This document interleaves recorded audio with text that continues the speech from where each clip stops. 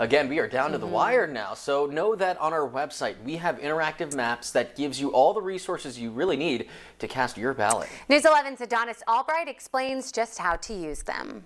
Well, the election is right around the corner, and we want to let our viewers know we have you covered. On our Decision 2020 page on KYMA.com, we have interactive maps you'll be able to utilize on November 3rd. Here's just one of those maps. It has 3 tabs: voting process, electoral college, and results from the 2016 election. For the voting process, you can see where early voting is happening in the U.S. and what kind of system each state has. They are color coordinated, as you can see there. For example, in California, if you hover over it, you can see EV, which means early voting, which began 29 days before the election and will end the day before election day. Then you can click this arrow right above the map and you can see the states that have same-day voter registration. For example, let's take a look at Arizona. You can see it's blacked out on the map, while in California you can register to vote the same day, including on election day.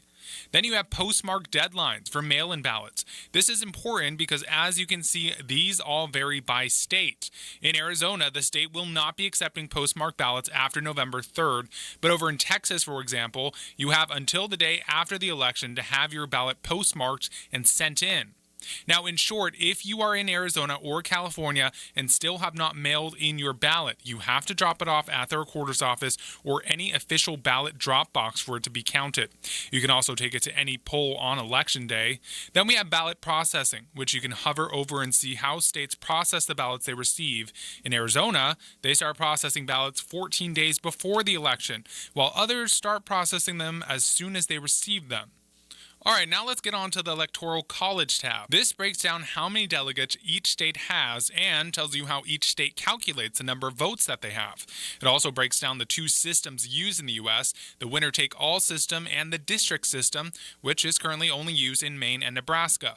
Now, this is a good segue into our last tab, results from the 2016 election, because the Electoral College is so important in determining who wins this race.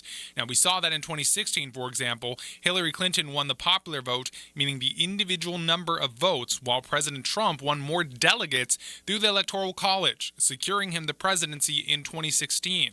Now, you can hover over any of these counties to see a breakdown of the vote. Let's look at Yuma County, for example. Hillary Clinton got 45%, while Trump came out ahead with 50.5%. If you would like to check out these maps and more content that will be available on election night, click on our Decision 2020 tab and click Election Interactives. And of course, keep it right here on election night for the very latest on the races, where we will bring you wall-to-wall coverage. In the studio, I'm Adonis Albright. Yeah, great stuff on our website, Adonis. Thanks.